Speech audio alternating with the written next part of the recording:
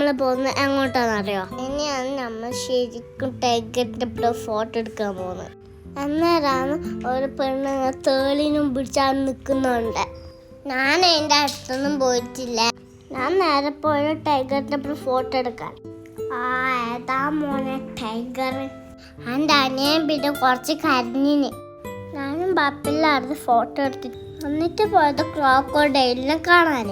കണ്ട അവിടെ കുറെ ക്രോക്കോഡൈൽസ് ഉണ്ട്. അതിങ്ങനെ വായ തുറക്കുന്നെല്ലാം ഉണ്ടായി. ഞാൻ വിചാരിച്ചു അന്നിങ്ങ തിന്നു. അവിടെ വേറെ കുറെ ആനിമൽസ് എല്ലാം ഉണ്ടായിന്.